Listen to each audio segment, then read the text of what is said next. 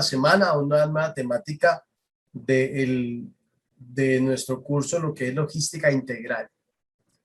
En la logística, como validábamos, insisto, que muchas veces repito, como esa trazabilidad que tenemos, decíamos que los elementos que se iban integrando a lo que es el proceso logístico. Y entre esos elementos o procesos que se integraban a la logística, validamos también qué tan importante eran las compras en la gestión logística. Esas compras que de cierta manera, a través como se establezcan y como se fijen esos planes estratégicos de abastecimiento y de suministros, pues vamos a respaldar también todos los demás planes que se puedan llegar a generar en el entorno de lo que es el proceso organizacional. Decíamos que las compras son tan importantes en un proceso operacional, en un proceso logístico, porque de las compras depende, y de la gestión de compras depende incluso el flujo de caja, depende la liquidez, el flujo o la disposición del capital que se tenga, depende el crear valor a través de calidad, tiempos de respuesta, desarrollo de proveedores, depende el flujo también de producción y de todas las operaciones, porque si yo no tengo un proceso de compras, digamos que estructurado, eficiente, va a ser muy difícil que se pueda llegar a ejecutar cada una de las actividades que están por delante de ese proceso de compras. Entonces, si las compras es ese primer eslabón, se los decía yo, dentro de la cadena logística, aparte de que hay un eslabón por ahí especial, que es donde se fijan las estrategias, los planes, pero aparte de ese eslabón estratégico, que es un eslabón especial, es una armella diferente, por decirlo así, dentro de una cadena. El primer eslabón que respalda todo el proceso organizacional va a ser el de compras. Del departamento de compras depende la producción, del departamento de compras dependen todos los servicios de apoyo, dependen todos los demás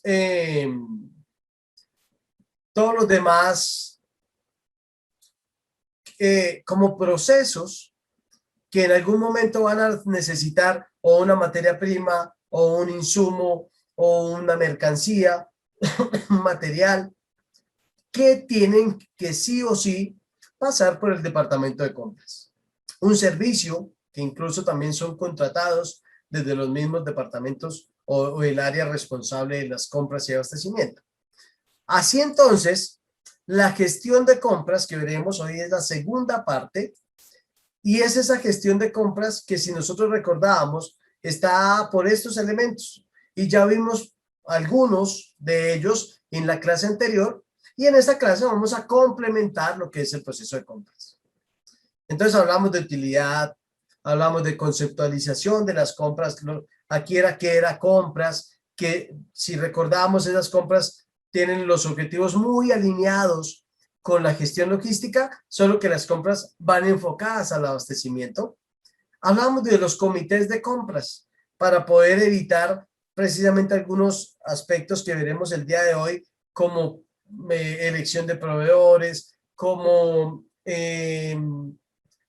fijar esos objetivos y esos propósitos en la adquisición y evitar los fraudes, porque ese equipo o comité de compras era interdisciplinar, que ahorita vamos a hacer un recuento como de empalme al tema anterior rápido.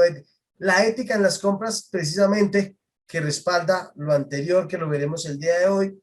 Principios que también veremos de las compras hoy. Cantidad de precio, proveedor adecuado, importancia de las compras, que eso sí lo vimos en la clase anterior, y los objetivos de las compras, que también se vieron en la clase anterior. Entonces empezamos por los objetivos, vimos la utilidad, la importancia de las compras y la conceptualización. Ahora veremos los otros elementos o factores que se van integrando a un proceso de compras para que sea eficiente, para que se cumplan los objetivos propuestos, y que por lo menos desde compras no hayan responsabilidades en cuanto a detener flujos de producción, en cuanto a desabastecimientos o no despachos hacia los clientes de mercancías, porque de pronto compras no llegó a realizar la gestión como debería ser. Hablamos de ese comité de compras en la última diapositiva de la clase anterior.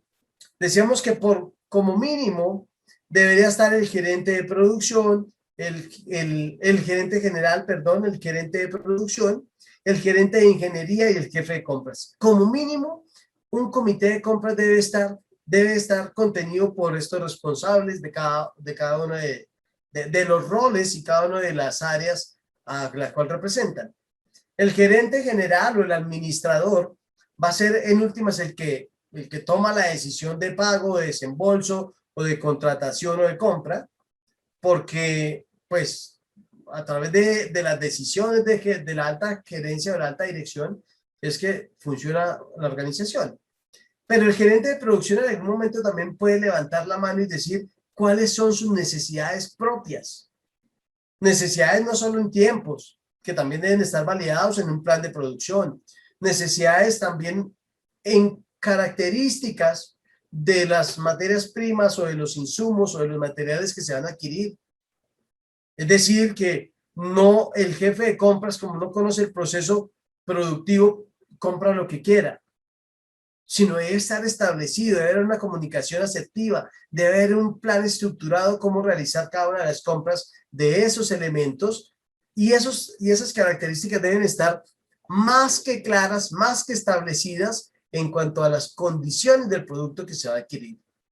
Viene un gerente de ingeniería que hace también su aporte técnico desde lo que es la conceptualización de la materia prima o el insumo del material y puede ser parte de precios porque puede llegar a conocer, dadas las características y especificaciones, cuáles son las fluctuaciones que se pueden dar en el mercado.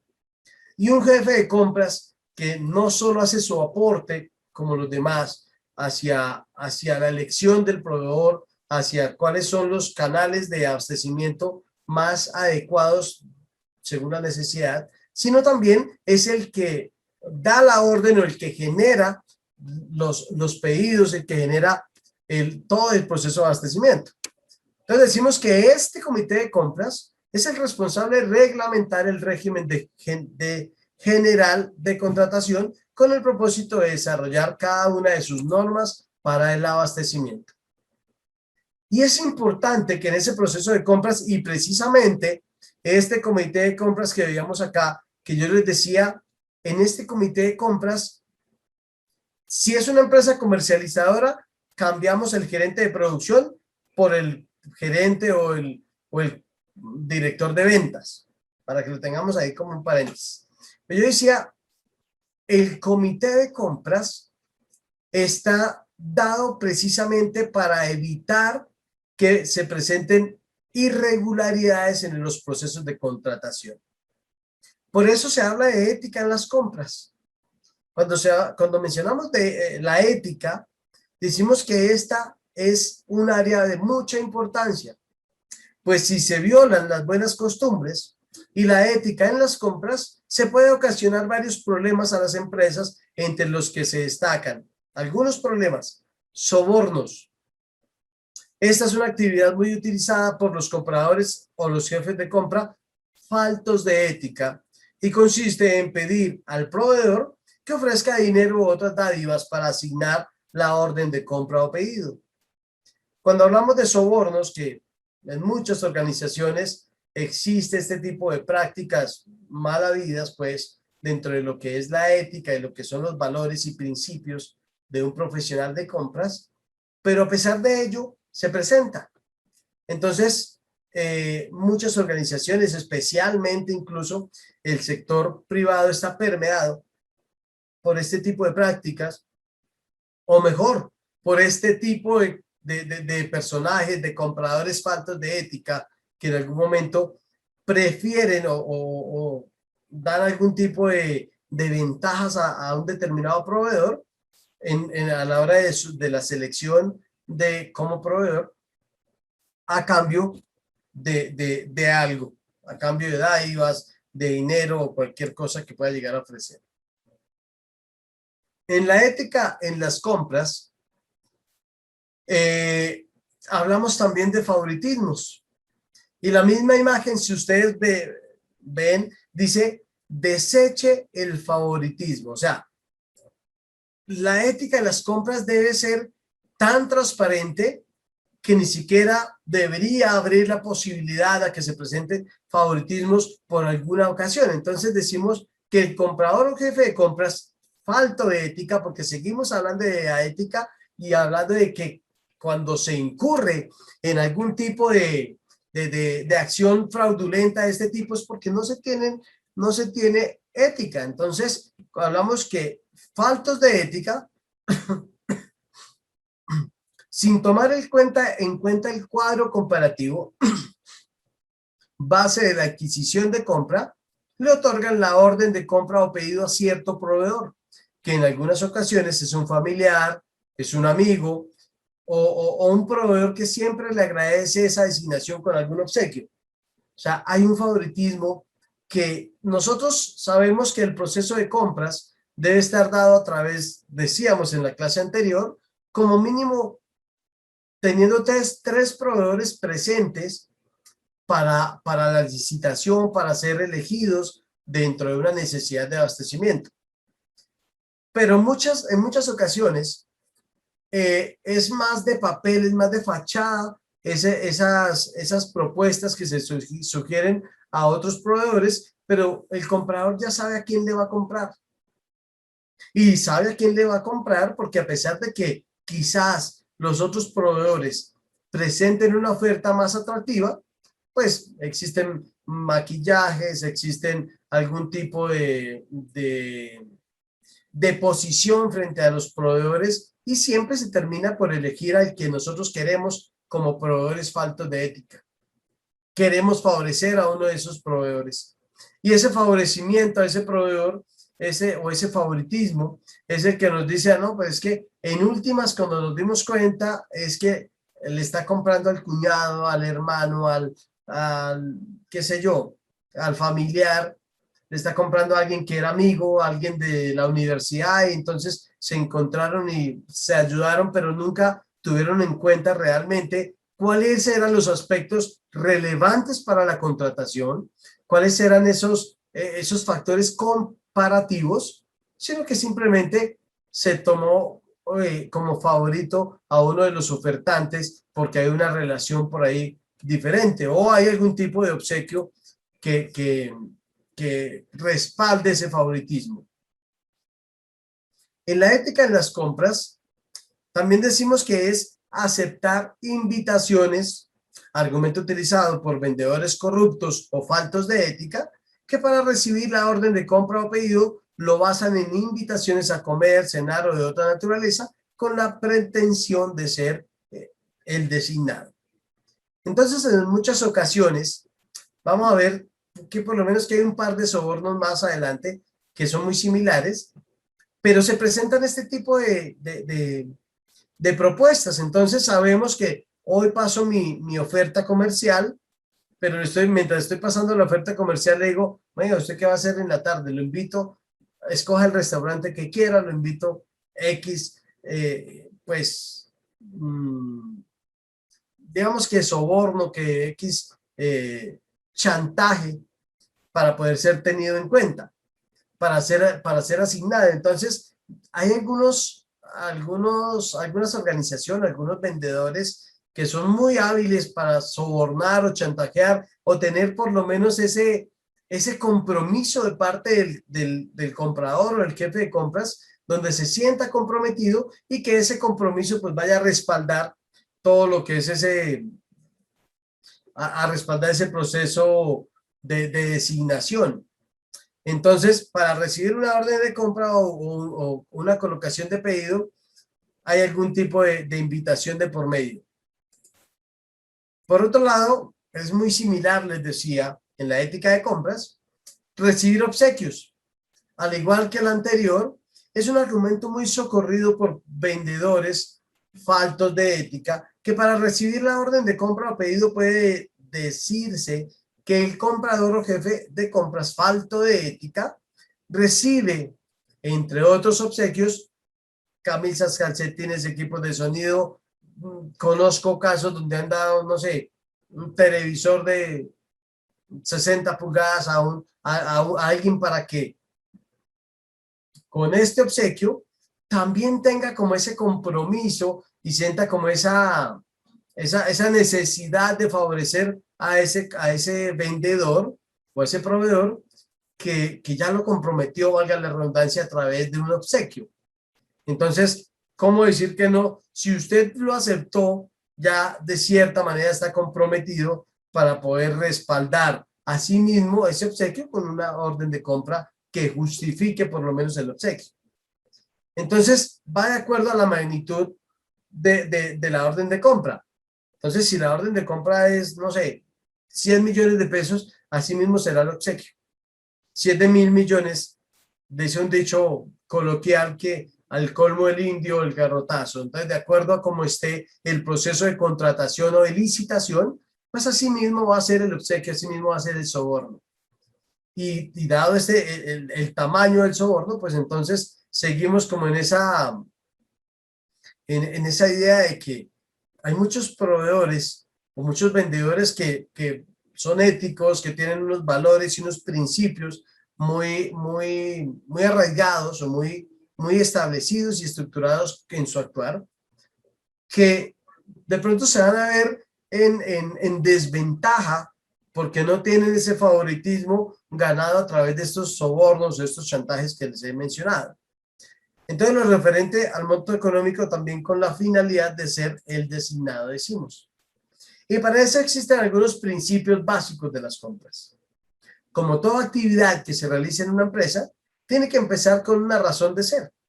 Es por esto que esta parte de 3 principios básicos que le dan un carácter operacional y que se modulan a base de lo que es una normatividad o unas reglas, esos principios en las compras. Hay un principio que se lo decía también, que es innegociable, y es el de la calidad. La calidad base para que todos los productos que fabrica la empresa o los que revende, si es una empresa comercializadora, sean los que el consumidor prefiere, bajo las condiciones que él espera.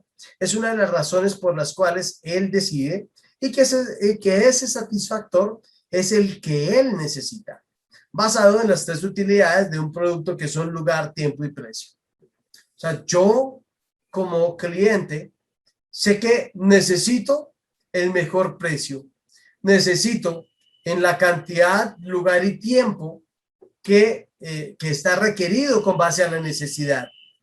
Pero aquí también es importante definir que si hay tiempo, hay lugar, hay precio, hay cantidad específicas, no, eso no debe llevar a sacrificar la calidad dentro de lo que es un proceso de negociación o de compra.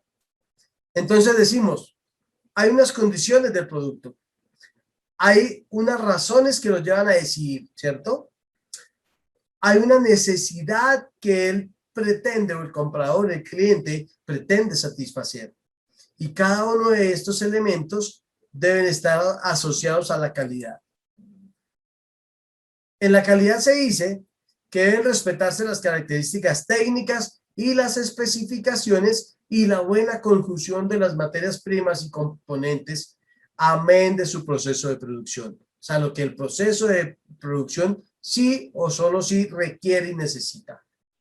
Entonces, la calidad sigue siendo ese principal elemento, ese factor clave en la negociación o en las compras de cualquier elemento o cualquier organización. Entonces, esa calidad la que dice, oiga, respete las características técnicas. ¿Ya están definidas? Sí. Entonces, no por obtener un mejor precio vamos a sacrificar la calidad. En cuanto a calidad, decimos que esta regla debe observar 5 variables. Conveniencia. Estamos hablando dentro del principio de calidad. En el principio de calidad, cuando se habla de conveniencia, decimos que la calidad mínima aceptable que va de acuerdo al comprador que busca precios bajos, financiamiento y una rápida entrega. Esa es la calidad por conveniencia. Disponibilidad. Además de las especificaciones técnicas, en esta regla la rapidez en el uso es primordial, y es decir, su entrega y su utilización deben ser casi inmediatas. Entonces, no vamos a sacrificar calidad por mejorar la disponibilidad de un producto, no vamos a sacrificar la disponibilidad por obtener un mejor precio. Costo y precio, precisamente. En el costo y el precio, decimos que esta característica es de suma importancia tanto para el comprador, que exige un precio lo más barato posible y de acuerdo a la calidad del producto, como para el vendedor, que debe sacrificar en algunas ocasiones la utilidad con tal de tener el satisfactor en manos del consumidor final. Entonces, esa relación de precio-calidad debe estar siempre inclinada hacia la calidad, obviamente que optimizando los procesos para obtener el mejor precio. Sistematización o conjugación.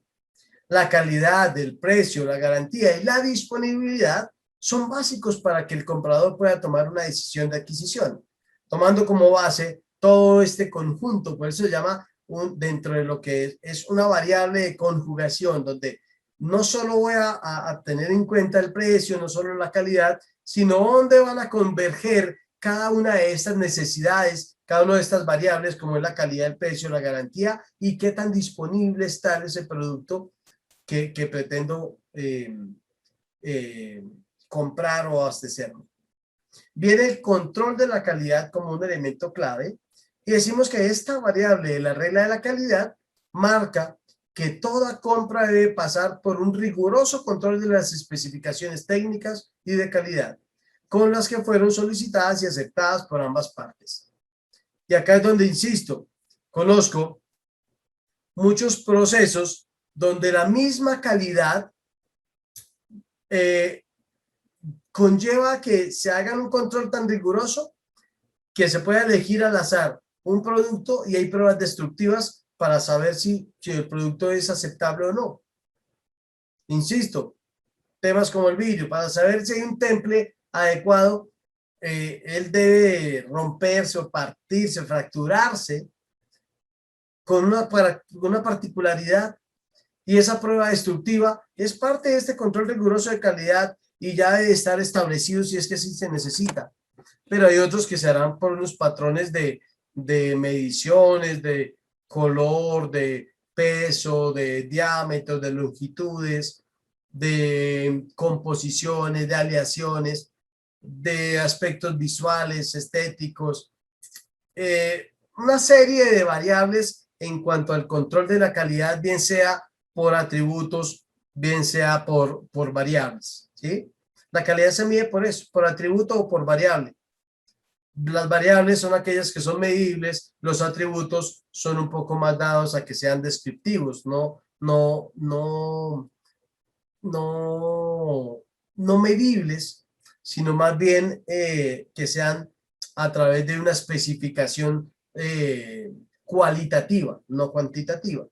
Entonces son las formas de hacer control de calidad, y cualquiera que sea, bien sea por cualitativo o cuantitativo, es decir, por atributo o por variable, siempre se tiene que tener un proceso de control de calidad en la adquisición, porque es el único que me permite poder fijar o poder establecer que las necesidades, y como está establecido el proceso de suministro, está obviamente que con base en lo que nos pide el cliente.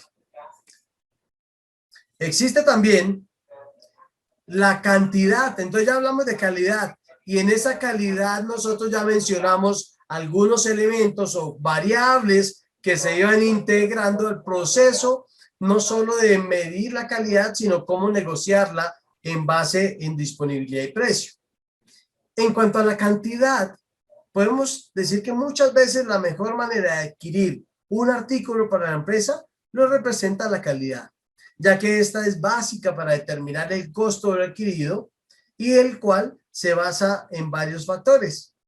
Dice también otro dicho coloquial que más barato por docena. Y a veces la cantidad de incluso los altos volúmenes llevan a mejorar las condiciones contractuales. Pero algunos factores también a tener en cuenta es el tipo de artículo y tiempo de entrega. Yo no puedo sacrificar calidad porque no estaba el artículo que quiero, pero sí me ofrecen otro en la cantidad deseada, porque es que el artículo necesario está en una cantidad que no puede satisfacer la cantidad que yo quiero. ¿Sí? Entonces, hay muchas empresas que le dicen, no, pero si usted requiere negro, yo no tengo negro, o tengo una cantidad mínima reducida, pero tengo rojo y le ofrezco. Entonces uno comprar, si las especificaciones lo permiten, podemos hacer la negociación. Por el contrario, no hay que sacrificar porque en algún momento eso también se refleja en calidad. Precio unitario, precio por cantidades de compra. Insisto, más barato por docena, de acuerdo a cómo sea una negociación, si la gestión de inventarios, de inversión, del flujo de caja, de plazos de pago me permiten, pues puedo llegar a jugar con esas cantidades de abastecimiento. Periodo de compra, promedio y frecuencia de compra. No es igual uno llegar a un proveedor y decirle que va a hacer una única compra o una compra muy esporádica a poder desarrollar proveedores que sientan como ese respaldo en cuanto a cantidades y frecuencias de compra. Máximos y mínimos como lote mínimo de compra y o submúltiplos. En muchas ocasiones, el gestor de compras tiene que velar cómo poder sortear todos esos, digamos que esas eventualidades, eso que puede llegar a surgir en un proceso de adquisición. Y entre esos está que un proveedor le diga, mínimo le vendo X cantidad. Hace muy poco estaba haciendo un proceso de compra para un proyecto y necesitaba, no sé, alrededor de 1000 metros de una lámina específica. 1000 metros pesan, no sé, 200 kilos de lámina de acero. Y esos 200 kilos, el fabricante me decía, no, o eran como 500 kilos, y el fabricante decía, yo solo fabrico como mínimo 20 toneladas. O sea, hay una relación supremamente amplia, una brecha, pero esa brecha está a través de esto, máximos y mínimos. O sea, ¿cuál es lo mínimo que le vendo? ¿O cuál es el máximo? Si también es que hay un tope hacia arriba dada la capacidad del proveedor. Entonces, estos lotes mínimos de compra o estos submúltiplos que se dan, submúltiplos es por lo menos que le dicen a usted, yo no le vendo unidades, le vendo en cantidades de a 100 kilos, 100 unidades, ¿sí? 100 metros, pero yo no le vendo fracciones, o no le vendo unidades sueltas, o no le vendo por cajas, le vendo por docenas, le vendo por...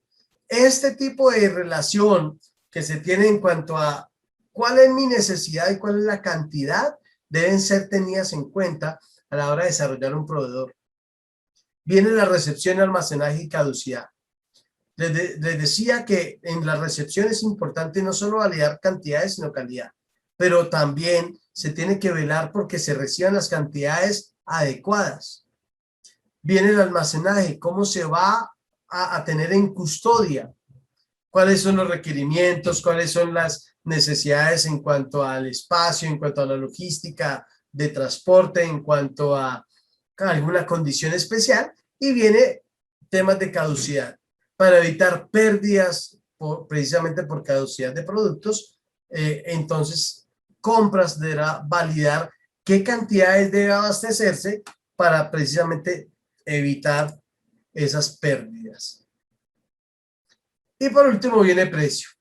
Dijimos que habían tres factores claves o principios en lo que era el proceso de compras. Ya hablamos de calidad, hablamos de cantidad, ahora hablamos de precio. Otro de los principios básicos. En el precio, decimos que esta variable en algunas ocasiones es el más importante, pues el precio, ya sea por unidad o por grandes volúmenes, debe ser el precio exacto, a fin de que se efectúen las compras siguientes y debe basarse en algunos términos, como cuáles, que se pueda negociar Ese es un término de convenio o de negociación. El principal objetivo del área de compras es negociar el precio con relación a los tiempos de entrega y los mayores tiempos de pago. Así como veíamos en la importancia de compras y algunos objetivos específicos de las compras, decíamos que parte del principio de lo que es mejorar la liquidez y el flujo de capital o el flujo de efectivo era poder establecer una negociación que se ampliaran los tiempos de pago.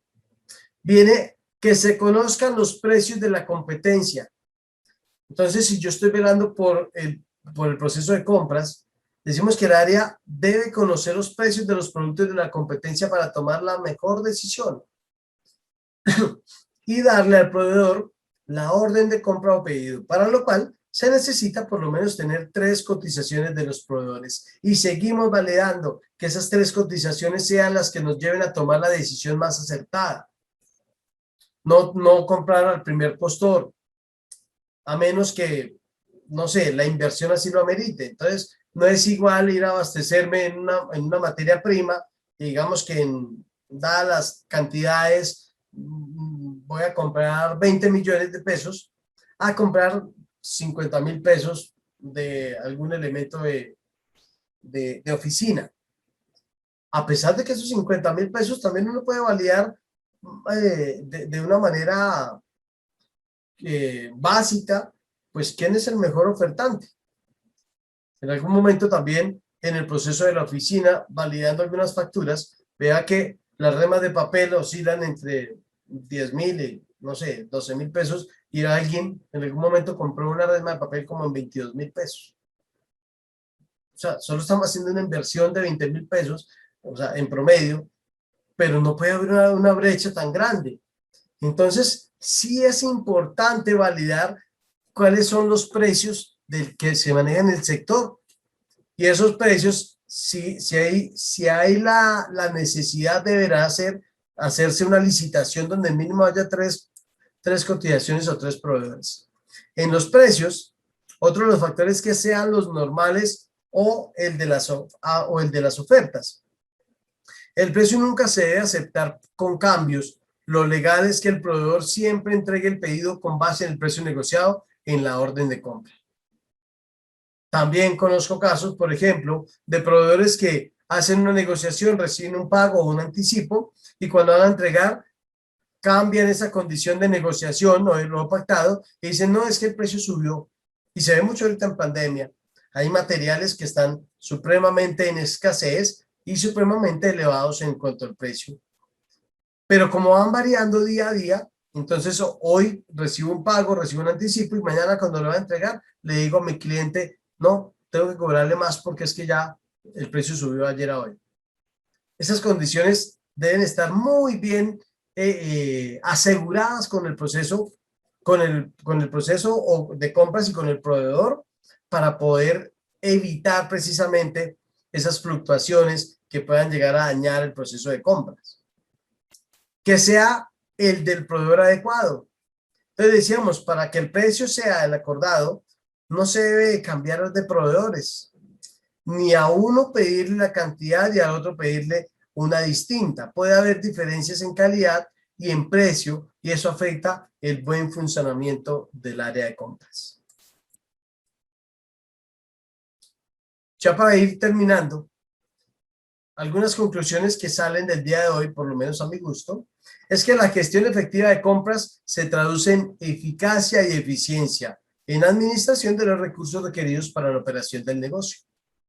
Si venimos hablando de cantidad, calidad y precio, como esos aspectos supremamente importantes a la hora de que mi proceso logístico sea competitivo. Hablamos de competitividad a través de cada uno de los procesos de gestión logística y las compras son quizás los mayores procesos donde está enfocada la competitividad.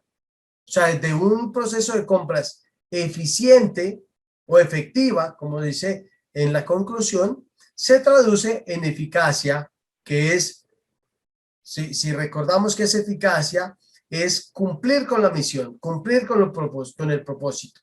Y eficiencia es cumplir con esa misión, con esos propósitos, pero con el uso racional de los recursos. Y ese uso racional de los recursos son los que nos llevan a ser más competitivos, que nos llevan a agregarle valor a cada uno de los procesos logísticos. Y él dice también en las conclusiones que el departamento de compras depende el funcionamiento y el flujo de producción. Si hay interrupciones en el flujo de producción por desabastecimiento, el culpable o el responsable de esa improductividad va a ser compras. Pero si por el contrario hay una fluidez, hay un inventario que siempre garantiza el flujo de producción, pero a su vez no está en sobrealmacenaje o en demasiadas cantidades, pues hablamos de que ha hecho un trabajo en desarrollar proveedores, hacer la gestión de inventarios de manera eficiente, hay un tiempo de respuesta adecuado a las necesidades del plan de producción, y eso garantiza que el negocio pues camine por lo menos en función de lo que son los objetivos. De esta manera, muchachos, entonces se da por terminada esta segunda parte de lo que es la gestión de compras.